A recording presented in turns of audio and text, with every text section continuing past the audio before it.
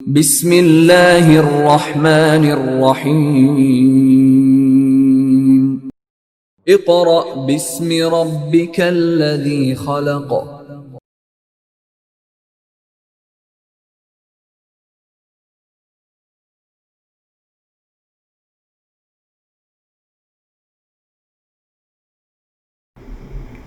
اعوذ باللہ من الشیطان الرجیم بسم اللہ الرحمن الرحیم۔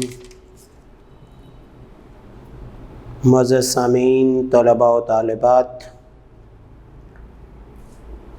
now we are starting from work for day 1۔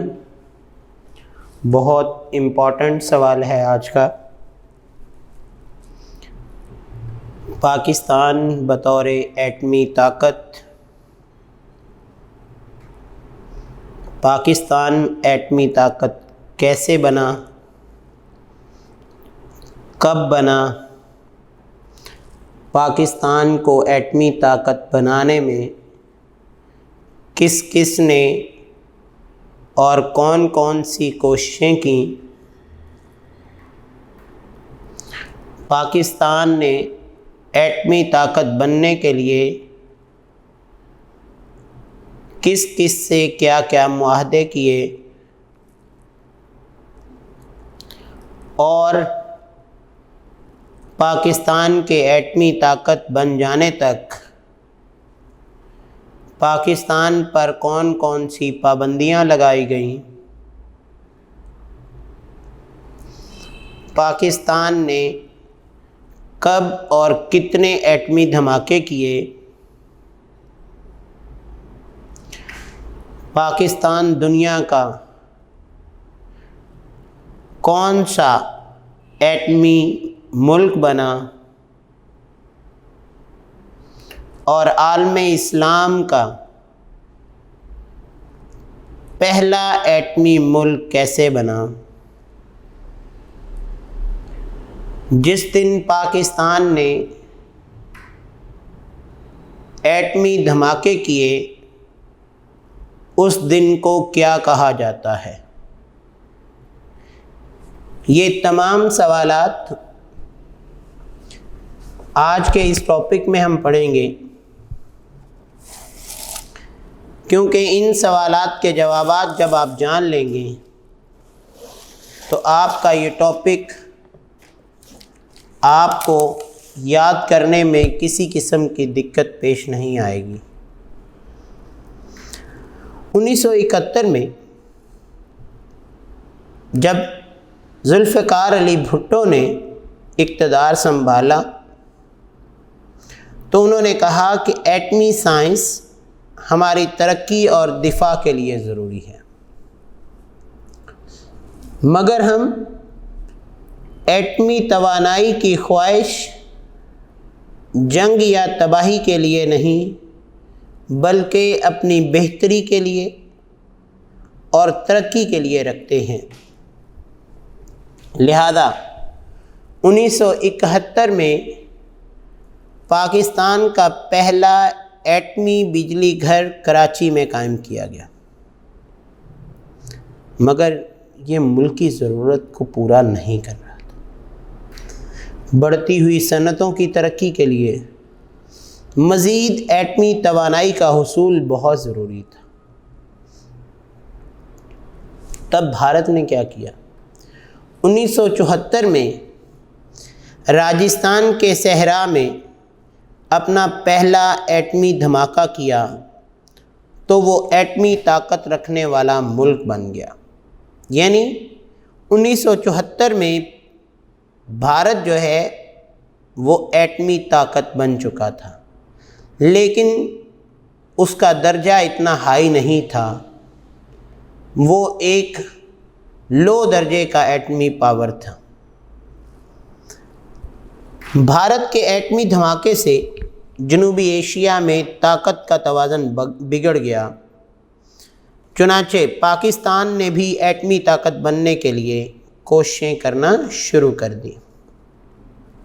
Zulfiqar Ali Bhutto نے فرانس سے ایٹمی ری پروسیسنگ پلانٹ کے حصول کی خواہش کی اور 1976 میں یعنی 1976 میں دونوں ممالک کے درمیان پلانٹ کی خریداری کا معاہدہ ہو گیا۔ جب یہ معاہدہ طے پا گیا، اس کی قیمت طے کر دی گئی۔ اس کی قیمت کیا تھی؟ $40 کروڑ۔ تو پاکستان نے $10 کروڑ کی پہلی قسط ادا کر کی۔ جب پاکستان نے $10 کروڑ کی پہلی قسط ادا کی تو یہ بات بھارت، روس، امریکہ اور دوسری ایٹمی طاقتوں کو پسند نہ آئی۔ کیوں؟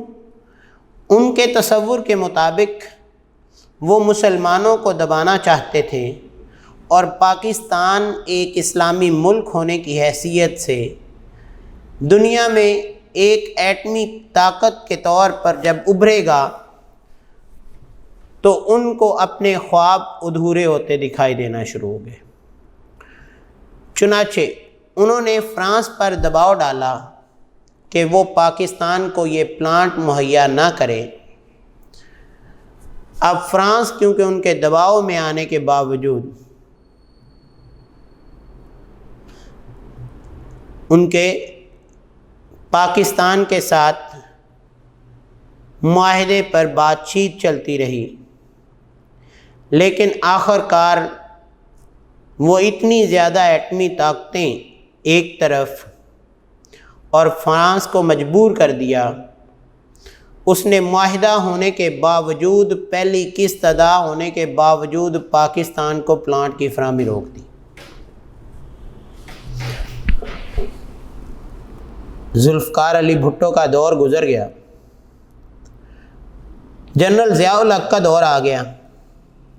اب ضیاء الحق صاحب کے دور میں ڈاکٹر عبدالقدیر خان کی نگرانی میں پاکستان کا جوہری پروگرام شروع کیا گیا۔ ایٹمی پاور بننے کے لیے کام جاری رہا۔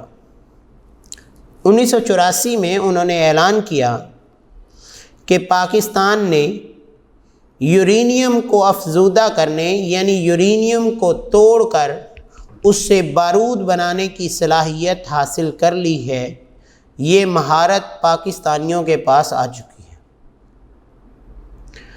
اب جب یہ بات ہوئی، پاکستان نے یہ اعلان کیا تو پاکستان کے جو مخالفین تھے، جو دشمن عناصر تھے، انہوں نے پاکستان کے جوہری پروگرام کے خلاف پروپیگنڈے کی مہم تیز کر دی۔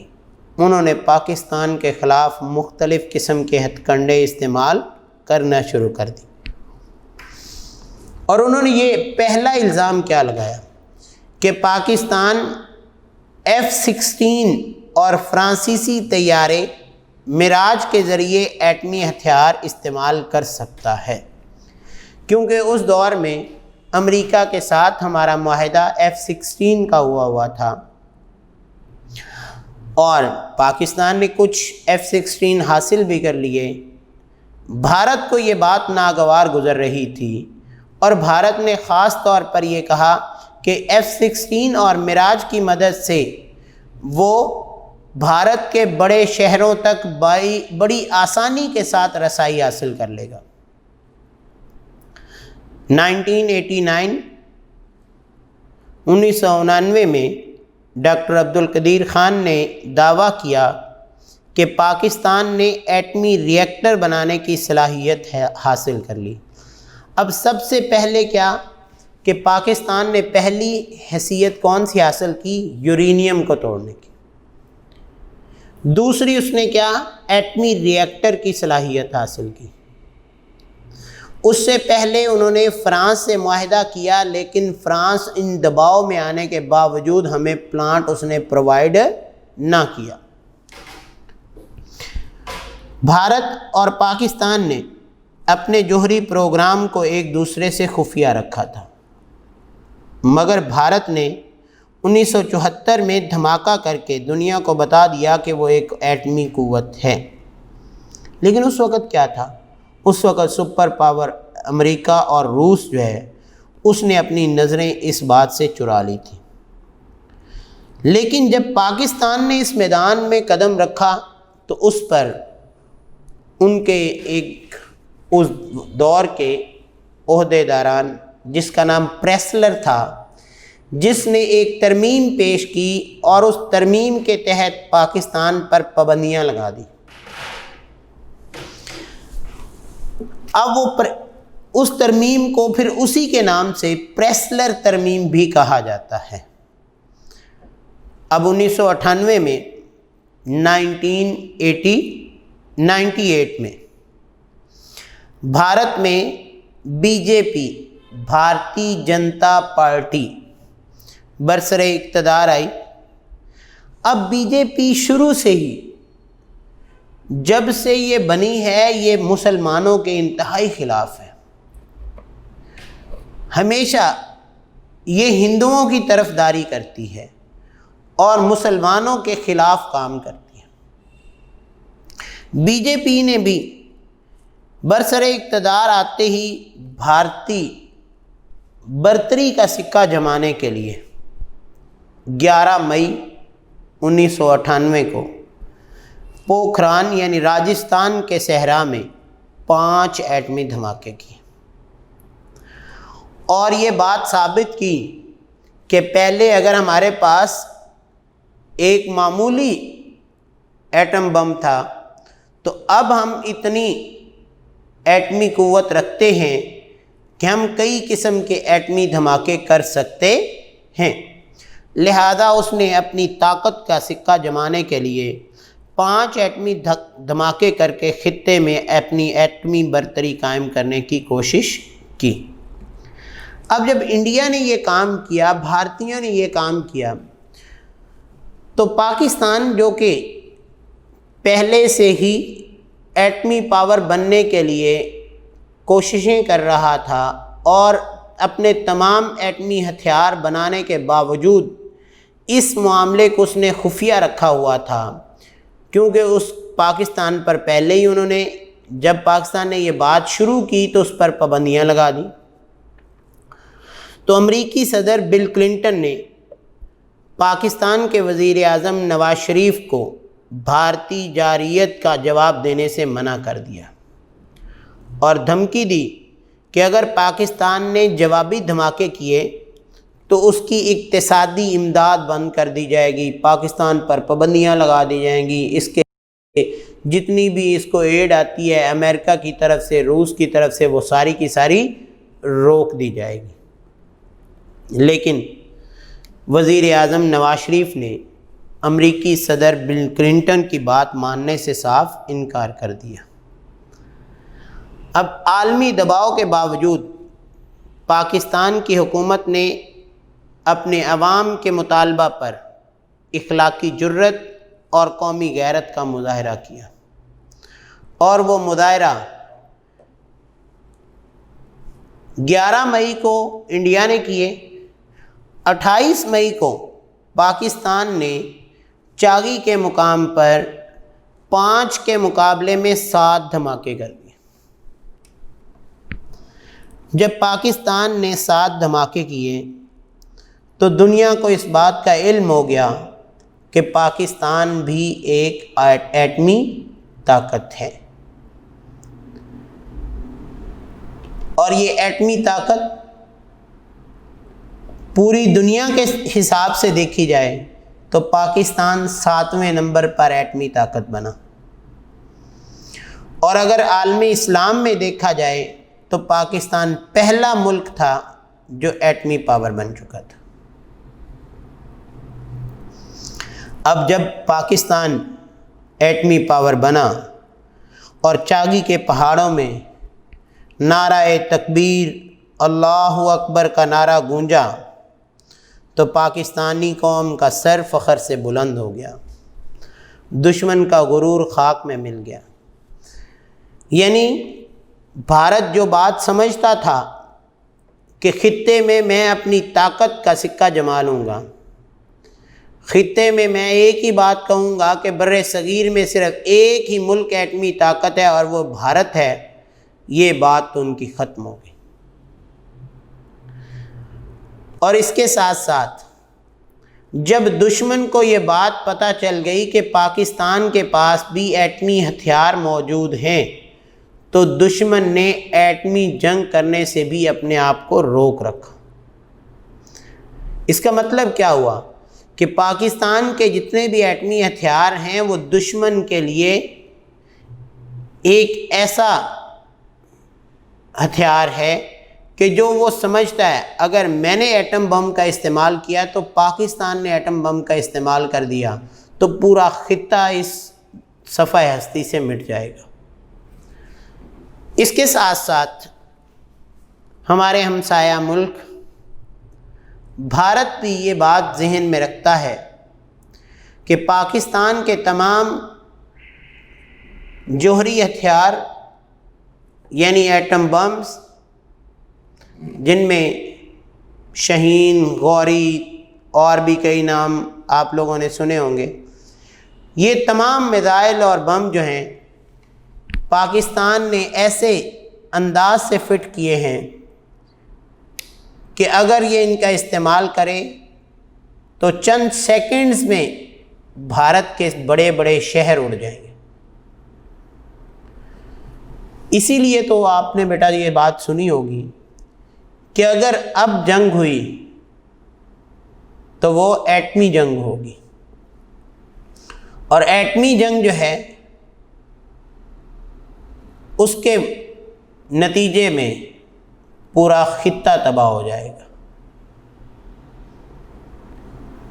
اب جیسے کہ اگر ان دونوں ممالک کے درمیان جنگ ہو تو کیا بنگلہ دیش یہ بات تصور کرے گا یہ جنگ ہو؟ کیونکہ اس کو پتہ ہے کہ جنگ ان دونوں کے درمیان ہونی ہے، اڑ ہمارا ملک بھی جانا ہے۔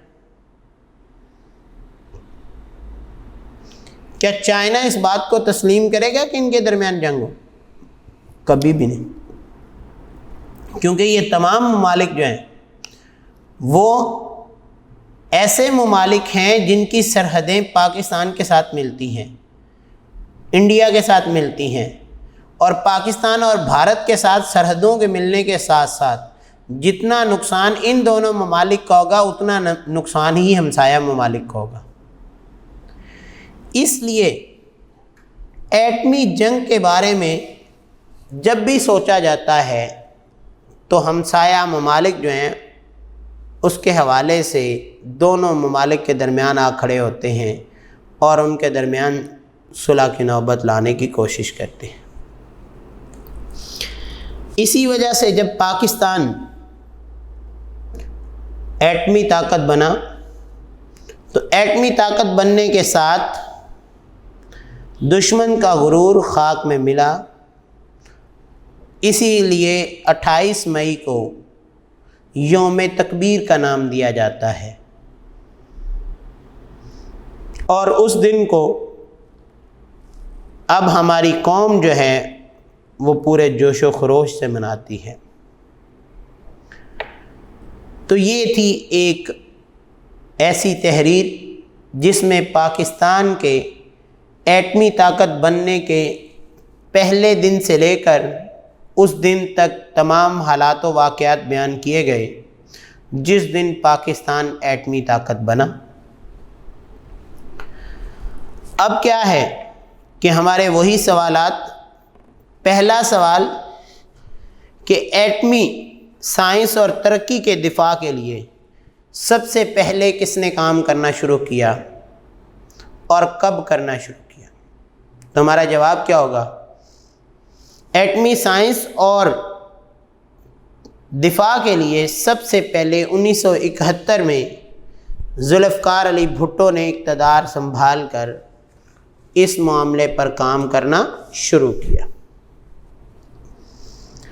بھارت نے اپنے پہلے ایٹمی دھماکے کب اور کہاں کیے؟ بھارت نے ایٹمی طاقت بننے کے لیے سب سے پہلے 1974 میں راجستھان میں ایٹمی دھماکے کیے۔ تیسرا سوال، پاکستان نے پلانٹ کی خریداری کا معاہدہ کس ملک سے کیا اور کتنی رقم میں کیا؟ پاکستان نے فرانس کے ساتھ پلانٹ کی خریداری کا معاہدہ کیا. پلانٹ کی کل قیمت $40 کروڑ تھی اور پہلی قسط پاکستان نے $10 کروڑ کی 1976 میں ادا کر دی. کیا پاکستان نے پلانٹ حاصل کر لیا؟ نہیں. دوسری ایٹمی طاقتوں کو یہ بات ناگوار گزری تو انہوں نے فرانس پر اتنا دباؤ ڈالا کہ مجبوراً فرانس کو معاہدہ ہونے کے باوجود پلانٹ کی فراہمی روکنا پڑی. اگلا سوال، بھٹو کے بعد ضیاء الحق کے دور میں اس پروگرام کی نگرانی کس نے کی؟ ڈاکٹر عبد القدیر خان نے. اور 1984 میں انہوں نے پہلا اعلان کیا کیا کہ پاکستان نے یورینیم کو افزودہ کرنے کی تکنیک اور مہارت حاصل کر لی.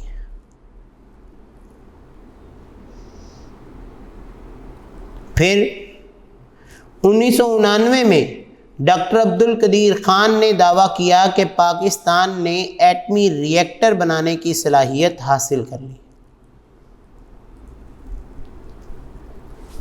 اس کے بعد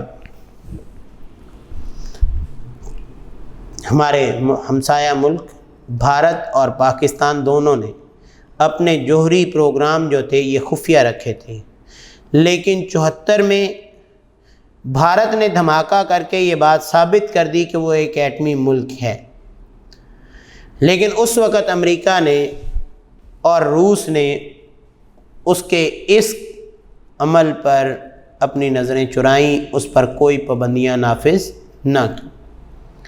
لیکن جیسے ہی پاکستان نے یہ تمام اعلانات کیے تو پاکستان پر پریسلر ترمیم کے تحت پابندیاں لگا دیں، اس کی اقتصادی امداد کو روک دیا. اگلا سوال، بھارت نے کب اپنے ایٹمی دھماکے دوسری دفعہ کیے اور کتنے کیے؟ 11 مئی 1998 کو بھارت نے 5 ایٹمی دھماکے راجستھان کے صحرا میں کیے اور اپنی طاقت کو مزید اجاگر کیا. اس کے مقابلے میں پاکستان نے کیا کیا؟ پاکستان نے چاگی کے مقام پر 5 کے مقابلے میں 7 ایٹمی دھماکے کر کے دنیا کو بتا دیا کہ پاکستان بھی ایک ایٹمی ملک ہے، اور دنیا کے لحاظ سے پاکستان 7واں ایٹمی ملک بنا اور عالم اسلام کے ساتھ کے حساب سے پہلا ایٹمی ملک بنا. اس کے بعد کیونکہ یہ جس دن پاکستان نے دھماکے کیے اس دن کو یوم تکبیر کے نام سے یاد کیا جاتا ہے اور ہر سال ہماری قوم اس دن کو مناتی ہے. تو بیٹا یہ پاکستان بطور ایٹمی طاقت بہت اہم سوال ہے. اس میں 5 سے 6 شارٹ کوسچنز جو میں نے آپ کو بیان کر دیے ان کو آپ نے یاد کرنا ہے. جیسے ہی آپ اس کو پڑھیں گے تو آپ کو اس کوسچن کی بآسانی سمجھ آ جائے گی، لیکن اگر کوئی پرابلم ہو تو آپ ہم سے شیئر کر سکتے ہیں. آج کے لیے اجازت چاہتا ہوں. اللہ حافظ.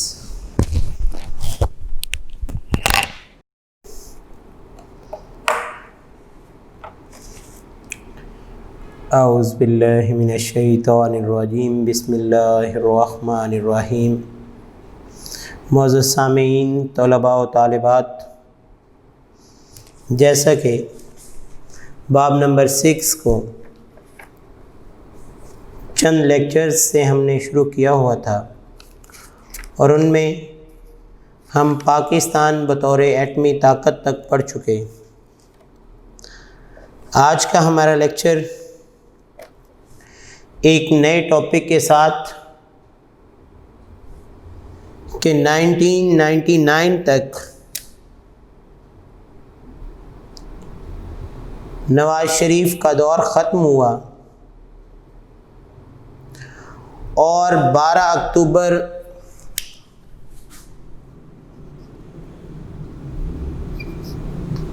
1999 کو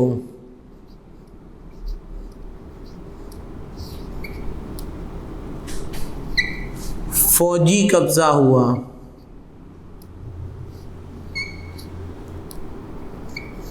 اس فوجی قبضہ کی وجوہات کیا تھیں؟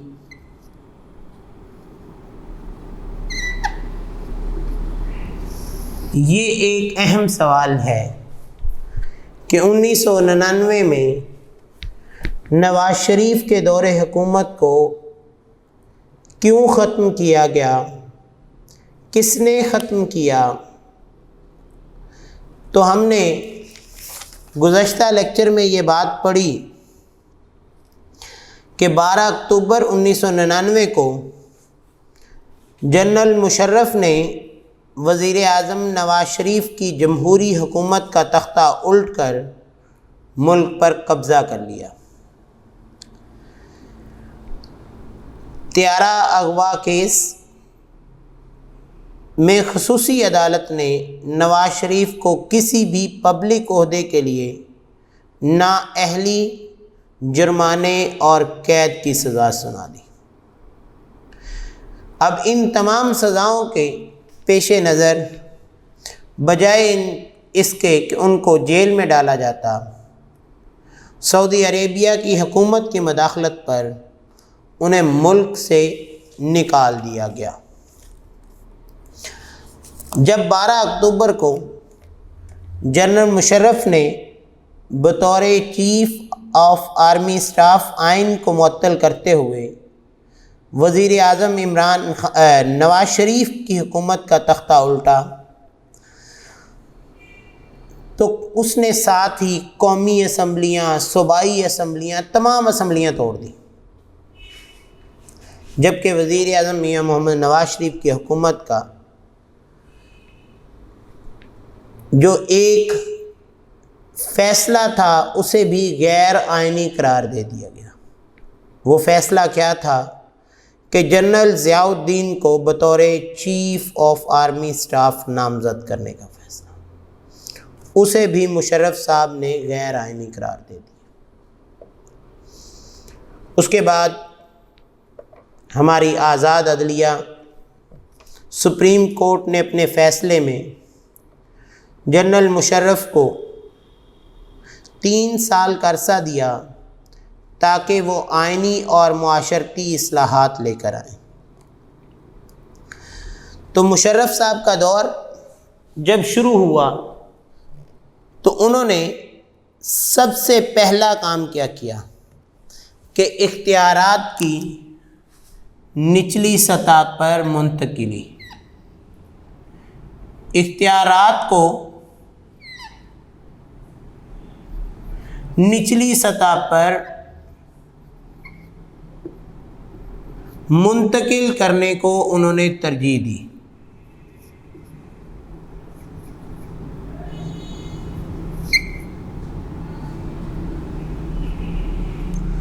دوسری چیز انہوں نے کیا کہی، ایک تو انہوں نے اختیارات نچلی سطح پر منتقل کیے، دوسرا مقامی حکومتیں قائم کیں.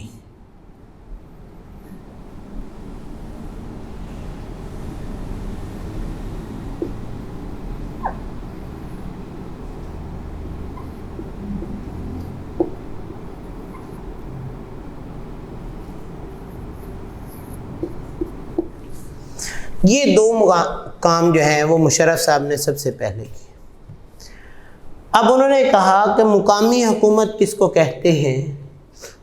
یہ مشرف صاحب نے پہلا کام جو کیا، انہوں نے کہا مقامی حکومت سے مراد ایسی حکومت جس کی باغ دوڑ مقامی لوگوں کے ہاتھ میں ہو. اب دیکھیے جیسے ہمارا سمن آباد ہے، اب یہ سمن آباد جو ہے اس میں رہنے والے لوگوں کو اگر سمن آباد کا ہی کوئی ایک بندہ لیڈ کر رہا ہوگا تو یہاں کے وہ مسائل سمجھ سکتا ہے. اسی طرح اگر ایک شخص جو ہے وہ گلشن راوی میں رہتا ہے تو گلشن راوی کا رہنے والا ہی وہاں کے مسائل کو سمجھ سکتا ہے، جبکہ ہوتا یہاں پہ کیا تھا کہ ایک شخص وہ خود تو ماڈل ٹاؤن میں رہتا ہے لیکن وہ ایم پی اے اور ایم این اے کا الیکشن جو ہے وہ گلشن راوی یا بند روڈ یا ہمارے شیرا کوٹ یا سمن آباد سے لڑ رہا ہے، تو یہاں کے مسائل وہ نہیں سمجھتا۔ یا اگر ایک شخص ماڈل ٹاؤن میں رہتا ہے اور الیکشن وہ لڑ رہا ہے اندرون لاہور سے، تو وہاں کے مسائل اس کو پتہ ہی نہیں۔ تو مشرف صاحب نے پہلے کیا کہا کہ مقامی حکومتیں قائم کی جائیں، اور مقامی حکومت سے مراد اس نے کیا کہا کہ وہ حکومت ہو جو مقامی لوگوں کے ہاتھ میں، مقامی لوگ ہی مقامی سطح کی پالیسیاں مرتب کرتے ہیں، منصوبے بناتے ہیں اور ان کو عملی جامہ پہناتے ہیں۔ اب اس مقامی حکومت کا تاریخی پس منظر اس نے پیش کیا۔ اس نے کہا اس سے پہلے بھی کئی لوگوں نے مقامی حکومتیں قائم کیں۔ پہلی مقامی حکومت کس نے کی؟ وائس رائے لارڈ پن کا مقامی حکومتوں کا نظام، وائس رائے لارڈ رپن کا مقامی حکومتوں کا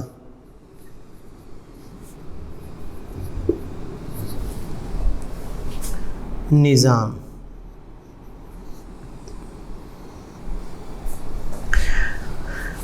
1884 میں وائس رائے لارڈ رپن جو ہے اس نے ایک ایکٹ کے ذریعے مقامی حکومتوں کا نظام نافذ کیا۔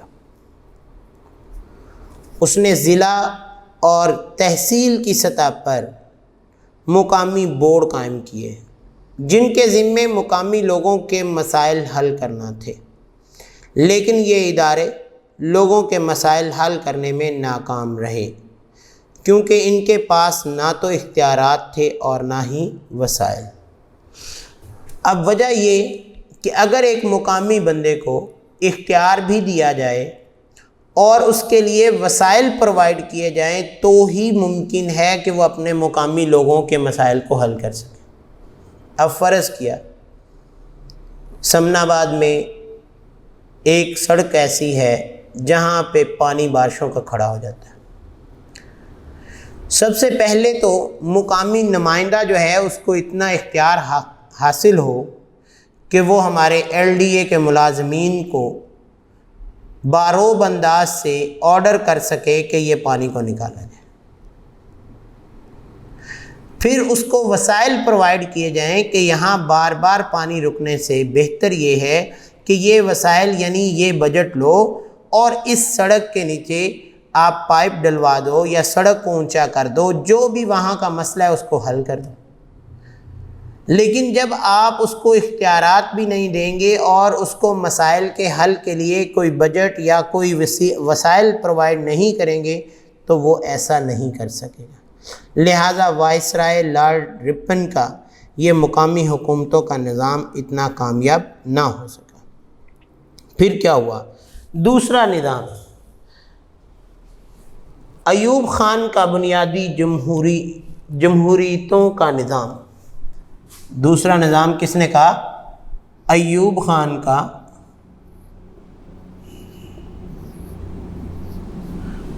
بنیادی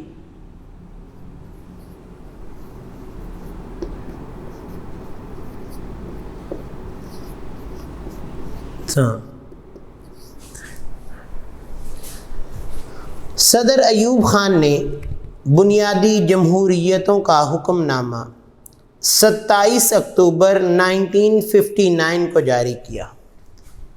27 اکتوبر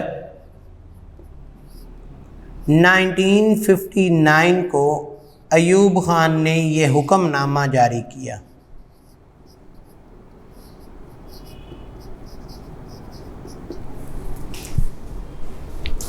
جس کے مطابق پاکستان میں مقامی حکومتوں کا ایک نظام لاگو کیا گیا جسے بنیادی جمہوریت کا نام دیا گیا، اور اس کا اہم مقصد یہ تھا کہ اختیارات نچلی سطح تک منتقل ہوں، اور جب اختیارات نچلی سطح تک منتقل ہوں گے تو عوام کے مسائل کا حل بنیادی سطح پر ان کے نمائندوں کے ذریعے کیا جائے۔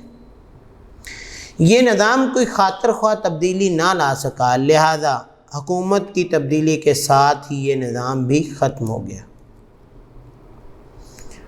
ذوالفقار علی بھٹو کے دور میں بھی مقامی حکومتوں کا نظام کامیاب نہ ہو سکا۔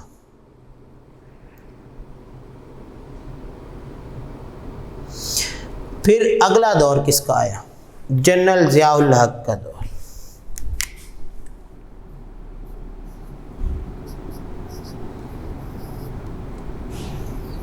جنرل ضیاء الحق کے دور میں مقامی حکومتیں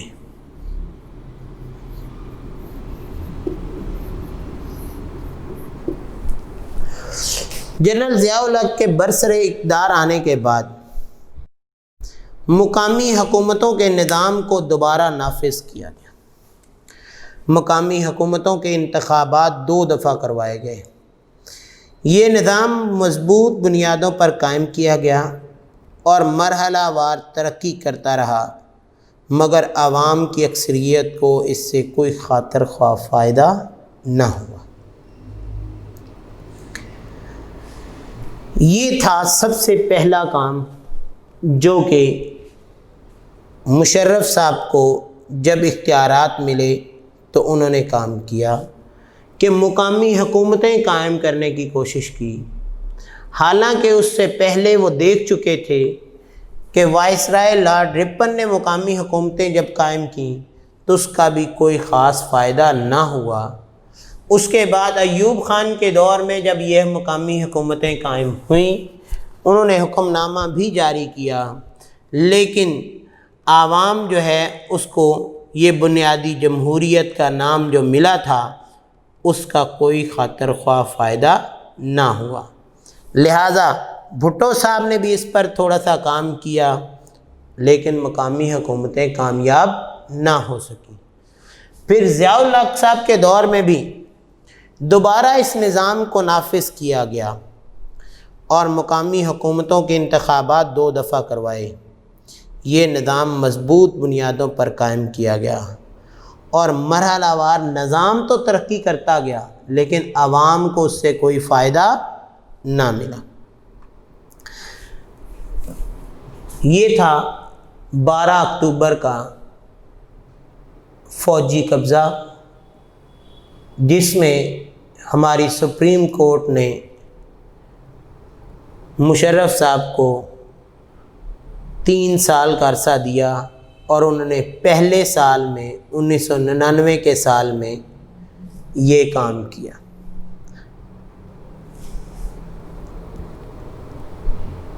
اس کے ساتھ ہی ہمارا ڈے 1 کا کام کمپلیٹ ہوا۔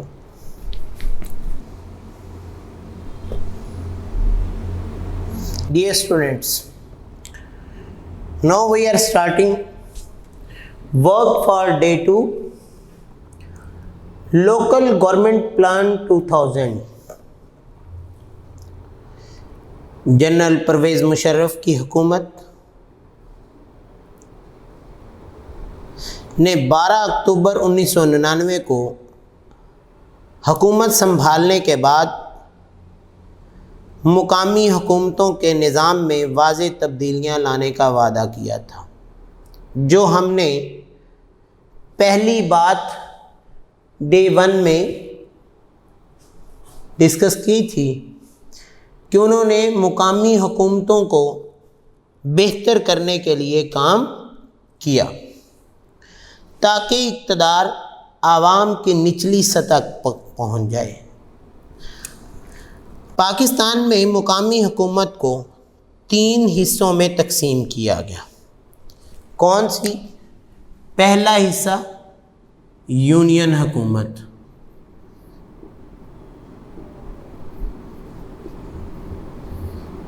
دوسرا حصہ تحصیل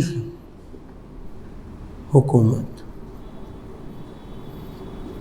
اور تیسرا حصہ ضلعی حکومت۔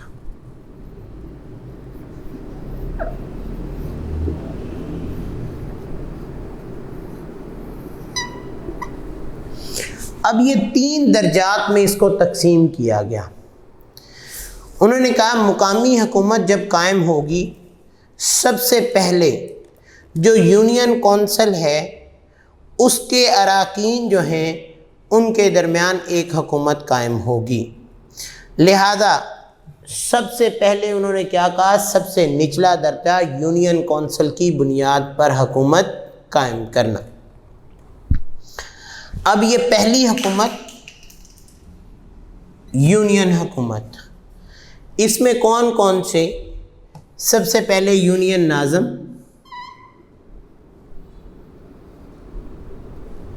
اس کے بعد نائب ناظم،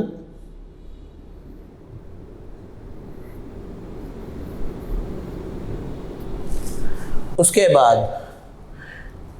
یونین کونسل،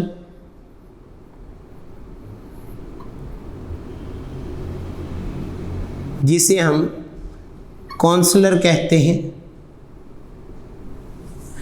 اس کے بعد یونین انتظامیہ،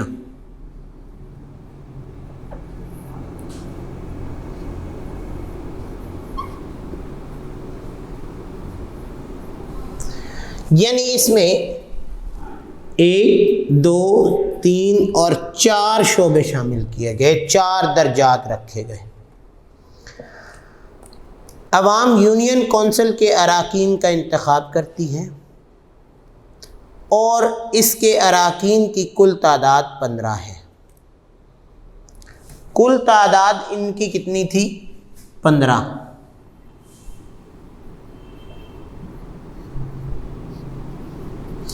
جس میں ایک ناظم،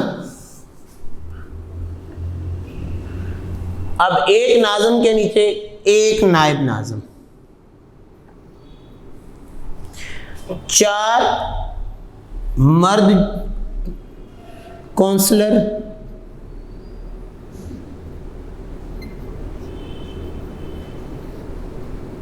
4 عدد،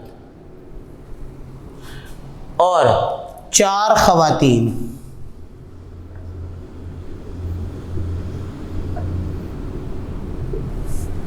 اس کے علاوہ 4 خواتین کے بعد 2 مرد کسان اور 2 خواتین کسان کونسلر۔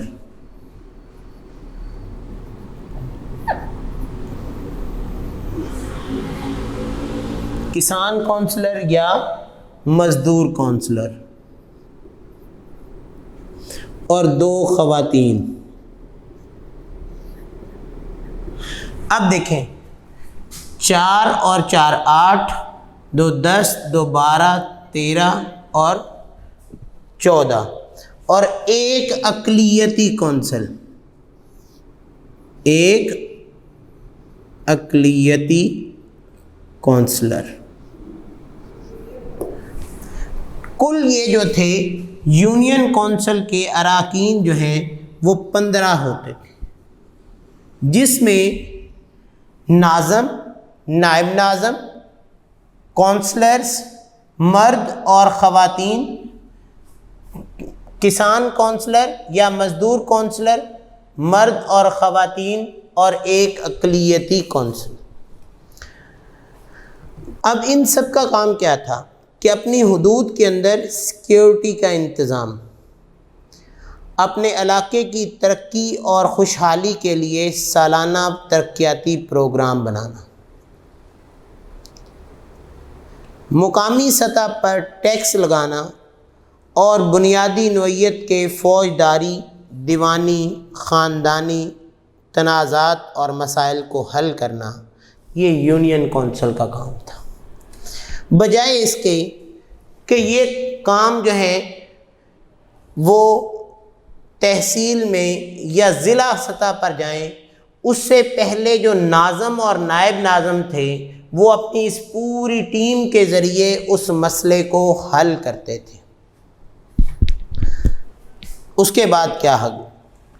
دوسری ہماری حکومت شروع ہوتی ہے تحصیل حکومت۔ اب تحصیل حکومت تحصیل ناظم،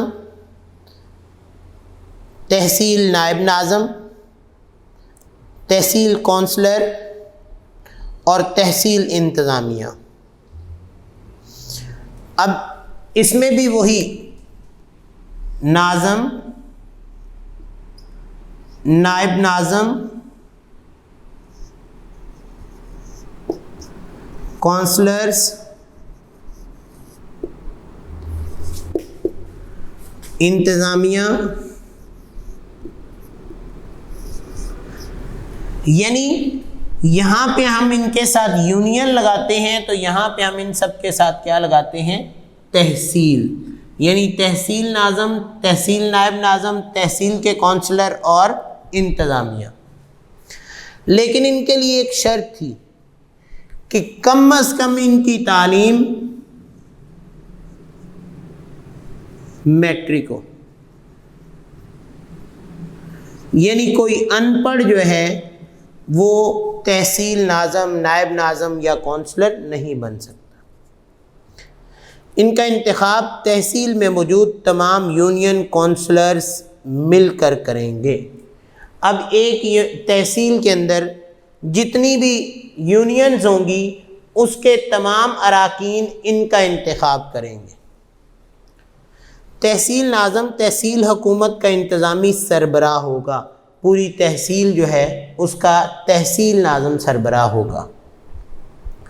تحصیل کونسل میں تحصیل کے تمام یونین کونسلوں کے نائب ناظمین شامل ہوتے ہیں، اور تحصیل کونسل میں 33% نشستیں عورتوں کے لیے۔ اب اس میں عورتوں کے لیے 33%،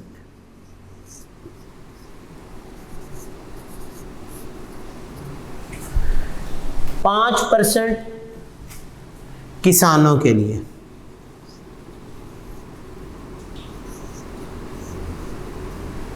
اور 5% اقلیتوں کے لیے۔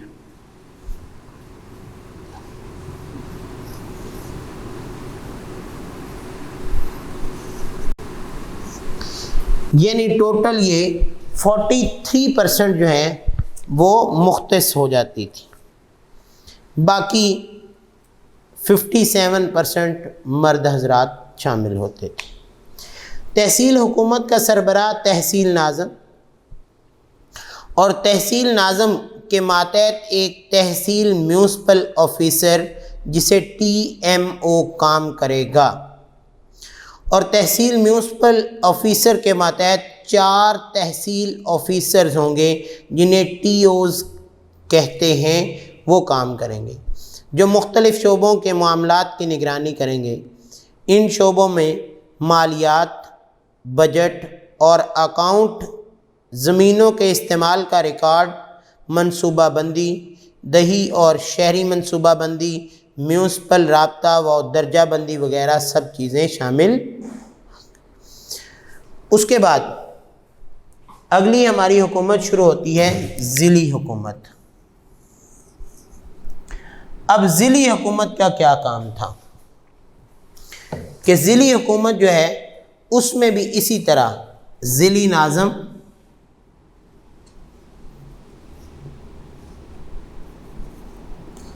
ضلعی نائب ناظم،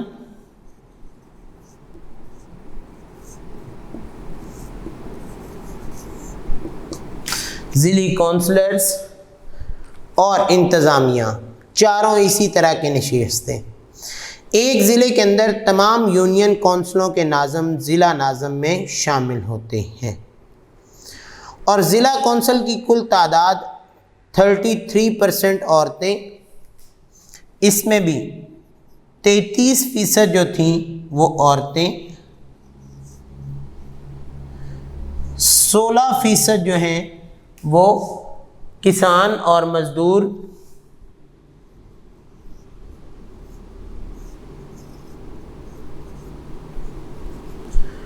5% اقلیتیں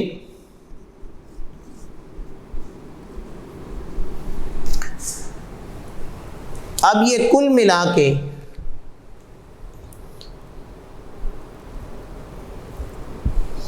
51% جو ہے یہ حکومت کا حصہ بنتے تھے۔ اب ایک ضلع سے منتخب ہونے والے تمام یونین کونسلرز، نائب ناظم، ناظم اور ضلعی ناظم ان کا اکٹھا انتخاب کرتے تھے۔ ان کے فرائض کیا تھے کہ ضلعی ناظم تمام اختیارات کا سربراہ ہوتا ہے۔